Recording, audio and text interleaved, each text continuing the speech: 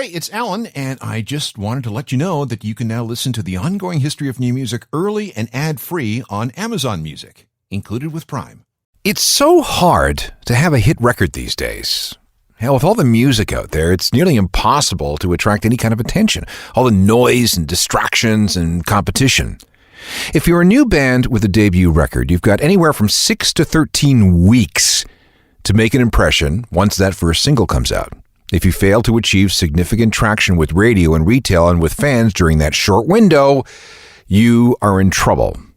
And if your record label doesn't make it happen for you with the second single, well, let's just say I hope you didn't quit your day job. It wasn't always like this. Back in the day when music was harder to come by, a record label could afford to wait for a band to develop and mature through 2, 3, 4, 5 albums. I mean, look at U2. They stumbled through their first 2 records before settling down with War, their third. Look at the Red Hot Chili Peppers. They discovered themselves through 3 albums before they could deliver a little breakthrough with Mother's Milk and then the big breakthrough with Blood Sugar Sex Magik. And look at R.E.M. They released 5 indie albums, each better than the last, before they were signed to a big major label record deal. That was hard. They were on this treadmill of recording and touring with little downtime. But they wanted it bad, so they did what they had to do. It's a long way to the top if you want to rock and roll, you know? You can say the same thing about the Black Keys. A lot of people might think these guys have, 3 records in their catalog? No. They have 8 full albums, 2 EPs, 1 live album, and close to 24 singles. And unless you're a longtime fan or a hardcore fan, you may not know about some of this stuff. Let's fix that up for all the latecomers. This is Catching Up with the Black Keys. This is the ongoing history of new music, the podcast edition with Alan Cross.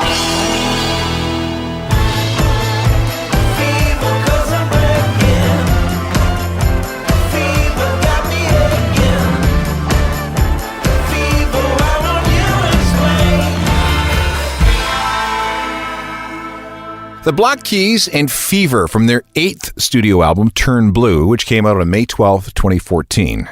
And yeah, it was their 8th album, which might come as a surprise to some people. They did a lot of hard work before they got famous and started winning Grammys. Hello again, I'm Alan Cross. When Dan Auerbach and Patrick Carney almost accidentally came together in a band in 2001, they knew that they had a marathon in front of them. And to their credit, they stuck it out and they made it work. But boy, it took a long time. The first 4 Black Keys albums did almost nothing. The 5th offered hope. And then from the 6th album onward, the hard work has paid off.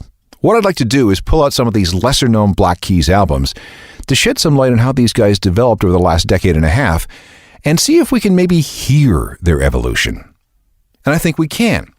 Listen for changes in production, Dan's playing style, and Patrick's drum sound, not to mention the band's ability to write better songs. So pay attention as we move throughout the show, okay? So if we're going to do this, we have to start at the beginning. Dan and Patrick are both from Akron, Ohio. They met around age 8 or 9, and even though Dan was a jock and Patrick was a nerd, they became friends in high school and both went to the University of Akron for a while. And occasionally they jammed together when Dan wasn't playing in a band called the Barnburners. Dan stepped out first. He had this idea of being a singer-songwriter who played the bars in the area, but then no one would give him any out-of-town gigs without a demo. Since Patrick had a 4-track recorder, he asked Patrick if he would help him make one of these demos. And to fill out Dan's sound, they called around and asked a bunch of musician friends to be part of the recording. On the appointed day, no one except Dan and Patrick showed up. So that left the 2 of them to form a band on their own. So they did. They recorded a demo that they sent to a bunch of different indie labels, all of which ignored them, except one, a company out of Los Angeles called Alive. That demo, the one they sent out to all these indie labels, is like the holy grail to hardcore Black Keys fans. It's online somewhere, of course, but you really have to scour the interwebs for it. Dan and Patrick now consider it to be very, very substandard and really don't want it to be heard by anyone. Maybe that's why I couldn't find a decent copy of it.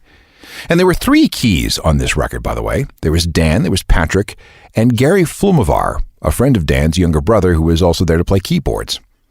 Alive went ahead and issued the first Black Keys album. It was called The Big Come Up and was recorded in Patrick's parents' unfinished basement in Akron using an 8-track digi-recorder between January and March of 2002. It was released on May 14th, 2002 on CD and in 10 different colors of vinyl, ranging from standard black to orange to pink to white. None of them came in a lot bigger than 1,000, and they're now collector's items. Here's a sample of what the Keys sounded like back then.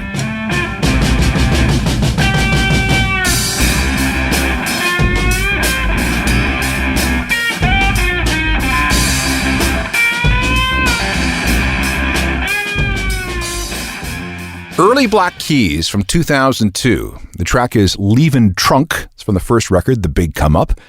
And like I said, that album was released on an LA-based label called Alive, and it was their only Alive release. For the next record, which, by the way, was funded by both Dan and Patrick mowing lawns, they signed with another indie label called Fat Possum. They blitzed through the recording sessions in one 14-hour sprint, again in Carney's basement. This one was called Thick Freakness, and like the first record, was loved by critics. This is when they made another decision. The manufacturer of a brand of mayonnaise based in the UK offered the Keys £200,000 for the use of one of their songs. I'm not sure which one, but they wanted it for a TV commercial. As hard as it was, I mean, they were just scraping by and chugging from gig to gig in a 1994 Chrysler van that they called the Grey Ghost. They turned it down because they figured that would damage their cred. Their parents were furious. Later, they'd have a change of heart, and plenty of Black Keys songs would be licensed for movies and TV and products by Sony, video games, Jeans, Nissan, American Express, and even Victoria's Secret. These opportunities came along when paying the rent and staying on the road was more important than preserving some kind of anti-sellout stance. But back to Thick Freakness for a sec. The Keys spent a tremendous amount of time on the road, and they benefited from the rise of another garagey, punky two-piece band, the White Stripes. The bigger the White Stripes got, the more interest seemed to grow in the Black Keys. Here's a single from Thick Freakness. If you ever saw the movie School of Rock with Jack Black, you might recognize this.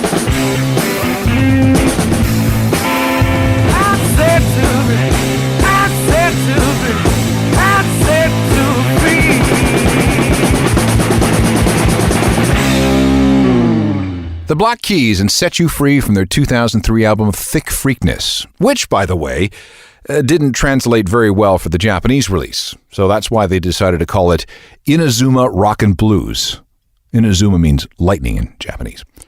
When we come back, we'll continue with our Black Keys catch-up and move to the third studio record, which was made in a very strange place. You're listening to The Ongoing History of New Music, the podcast edition, with Alan Cross. The title of this program is Catching Up with the Black Keys. It's a chance for latecomers to the group to sample the band's very long history. The first two Keys albums were recorded in the basement of Patrick Carney's parents, an unfinished space with cinder block walls. The third album was recorded in a different spot, an abandoned tire factory in East Akron that was once run by General Tire, but they bailed out in 1982. This kind of made sense. Their hometown, Akron, was the center of tire manufacturing. They even went to Firestone High School. So they took the second floor of the plant for $500 a month. They bought a recording console on eBay, which happened to have been owned by the guy who once did sound for Loverboy. But it was crap, and they ended up just leaving it in the factory when they were done. But it did the job.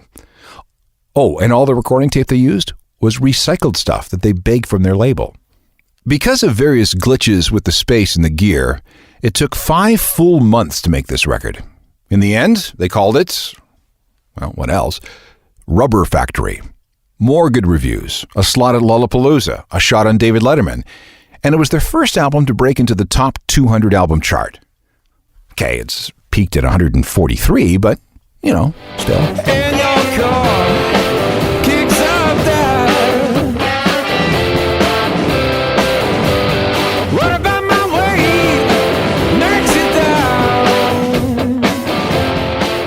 One of the singles from the third Black Keys album, Rubber Factory, that's called 10 a.m. Automatic, and as a note of trivia, the video was directed by comedian David Cross. If you're a hardcore fan, you're probably wondering why I haven't mentioned any of the non-album releases, stuff that came in between the official albums. We missed a couple, and there's a bunch more coming up, but don't worry, we will get to them. I just want to stick to the albums for a moment. The fourth studio album was a 2006 release entitled Magic Potion, and for this one, they changed labels to a company called Nonsuch and relocated back into Patrick's basement with about $5,000 worth of crappy gear. Why would they go back? Well, they just like the vibe and the weird sounds that came out of that basement. If they're honest, the Keys aren't really happy with this one. They cheaped out on the mastering, and it shows. Not a lot of low end on this record.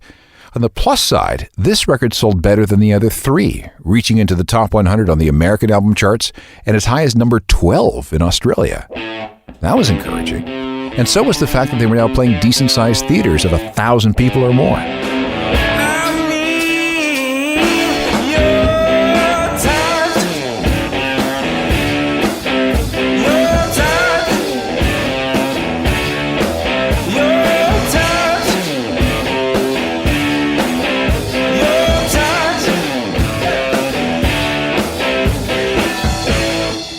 Your Touch, a single from the fourth Black Keys studio album, Magic Potion. That would be the last of their homemade style recordings. It was time to step up into a professional studio with an actual outside producer directing things. And they wanted to work with Danger Mouse as the producer. Unfortunately, he was unavailable because he was committed to producing an album for Ike Turner. Yeah, Tina's crazy husband. But fortunately, that project fell through, and he was suddenly available. The studio they chose wasn't exactly what you'd call extravagant. It was a place called Suma in the tiny college town of Painesville, Ohio. Danger Mouse played a bunch of different instruments on the album, keyboards and bass mainly, and a few other musicians were called in to fill in with guitars and vocals and even clarinets. You're going to notice a change in Patrick Carney's drum sound, too. At the time this album was being made in the summer of 2007, he was going through a whole John Bonham phase and started setting up his kit in the studio like Bonzo used to. And the result is a bigger, deeper, tighter sound. Listen for that as I play you this sample. From Attack and Release, that's the album, this is called I Got Mine.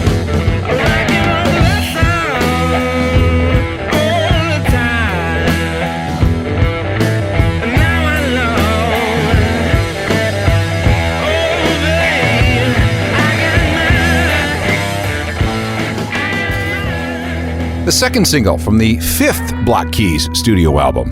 The record is called Attack and Release, and the song is I Got Mine. That's probably the band's biggest hit from their pre-Superstar era. They almost always play it live today, and it's been used in a ton of TV shows. Remember the CBC show The Bridge? That's the opening theme. So that's 5 albums and 7 years of steady growth. When does the big breakthrough come? With the next album, and that's coming up next. Now, back to the ongoing history of new music, the podcast edition with Alan Cross. We've covered 7 years and 5 albums worth of the Black Keys' existence, paying close attention to how their sound evolved slowly but steadily, ranging from the quality of the songs to the musicianship to production. Everything went into setting things up for the band's commercial breakthrough. This is 6 albums in. That's patience. This record, which came out on May 18th, 2010, was called Brothers. I know the cover has a long, nonsensical title, but trust me when I say that Brothers is the proper name. The longer version is a tribute to Howling Wolf in an album that he released in 1969. Danger Mouse's contributions on the previous record were so much appreciated that he was brought back, but just for one song. And we'll get to that in a minute. First, we need to talk about the crisis between Dan and Patrick. I talked to both of them around this time, and I came away with a distinct impression that these guys were a bit sick of each other. The band was still okay, but they really needed time apart. Do you guys hang out together, I asked. No, it's not like we're friends, Patrick replied. When we're not working on band stuff, we go off and do our own things. The thing that probably kept the Black Keys together at this point was some stuff that initially kept them apart. Dan unilaterally went off and made a solo album without telling Patrick, which really pissed him off, and they didn't talk for months. Then there was the drama between Dan and Patrick's wife, Denise. They did not get along because Dan thought she was bad news, and apparently she was. Word is she cheated on him with a good friend, played a lot of mind games, and then made off with some money. I'm not sure, whatever. Patrick got very depressed, and he started drinking. Not a good idea at any time, especially when your marriage is failing. His attitude towards everything and everyone was, was bad. The band was in danger of completely falling apart. But Patrick woke up. He dumped his wife over the phone while the band was in Europe, and everything began to improve after that. It took a while, but things came back from the brink. Now, back to the album. A bunch of it was made at the famous Muscle Shoals Sound Studio in Alabama, a place used by the Rolling Stones and Lynyrd Skynyrd, Bob Dylan, and Bob Seger. It seemed like a really good idea, head to a legendary studio to commune with its many awesome ghosts. But it wasn't. The place hadn't been properly used for 30 years. The in-house gear was old and crappy and couldn't be used, so new digital equipment had to be brought in. But then work on the electrical lines on the street sent all kinds of stray voltage into the building, frying most of the modern stuff. But the acoustics of the place were amazing, especially with the natural echo chambers in the basement. For some reason, the sound of the recording rooms really emphasized the bass on this record. Focus on that as you listen to this one and only song from the album produced by Danger Mouse. It became a major hit, and it won the Keys a Grammy. Living just to keep going just to be sane. All the while I know it, such a shame. I don't need to get steady. I know just how I feel. Tighten Up from the Black Keys, the winner of the 2011 Grammy Award for Best Rock Song by Duo or Group with Vocal. God, the Grammys have the sexiest category names, don't they? The Brothers record was big too, with 5 Grammy nominations overall. It won for Best Alternative Album, and it picked up an award for Best Artwork. And I'm not sure if that really involved the trick with the physical CD. See, out of the package, the CD is black, but as it heats up with the laser in your CD player as it plays, it turns white. If you're in Australia, the CD is white and then turns black. And in Europe, it goes from silver to black. There wasn't much of a gap between Brothers and the next album, which was called El Camino. There was just 19 months between the two releases. And there were a couple of tours in between, which is just crazy in this day and age. But when you're on a roll and things are hot, you just got to go with it. Danger Mouse was available for the whole record, so he joined up with the band in Nashville in the spring of 2011. Dan had bought his own studio by this time, a place called Easy Eye Sound, so it was a really relaxing place to work, and all the gear functioned properly. But it's not like they walked in with a bunch of finished songs. In fact, they didn't have any music written. That's probably why they decided to keep things as simple as they did. Songs were composed around short hooks inspired by their favorite bands, like the Beatles and the Clash and the Cramps and Elvis and the Ramones. Danger Mouse was right in there too, co-writing all 11 tracks. Never hurts to have this guy around. The album cover featured a very simple picture of an old Chrysler van, very similar to the Grey Ghost that carried them through so many tours in the old days. Even the first video was super simple. It's a single shot of Derek T. Tuggle dancing to the song. At the time, he was a security guard who was hired as an extra for the original video shoot, which featured a cast of almost 4 people. But that video wasn't working. It sucked, really. So when Dan and Patrick were previewing different edits of it, they noticed Derek's dancing. "That's it," they said. "That's the video. Just put the camera on this guy and let him dance and lip sync." So they did. And when it was put up on YouTube, it grabbed nearly 500,000 views in just the first 24 hours.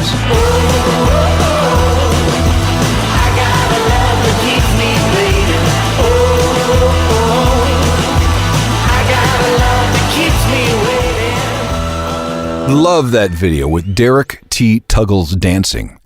That's Lonely Boy from the Black Keys' 7th studio album called El Camino. Huge success. Platinum sales around the planet. Triple platinum in Canada, by the way, where, with about half the population of the UK, we bought almost as many copies. In fact, Canada is one of the Black Keys' best territories.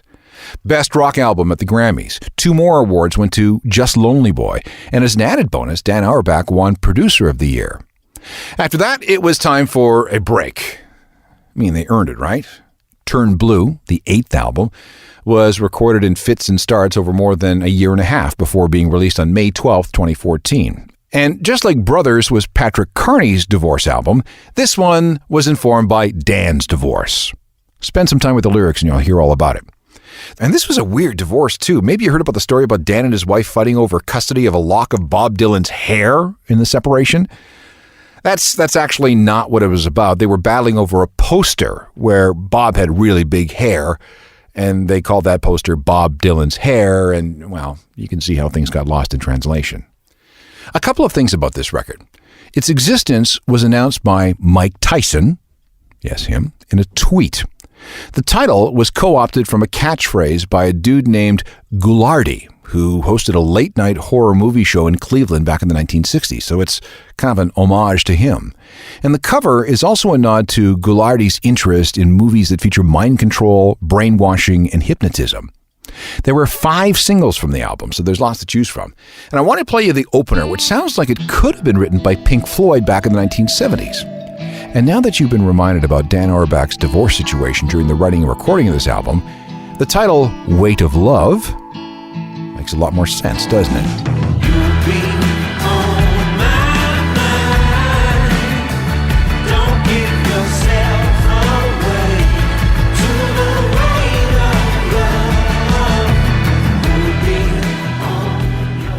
Weight of Love from the Black Keys' 8th studio album, Turn Blue, which brings us up to date with that part of the Keys' discography. But there's so much more material that we can access. In 2009, they recorded a record called Black Rock, which was a collaboration with a guy named Damon Dash.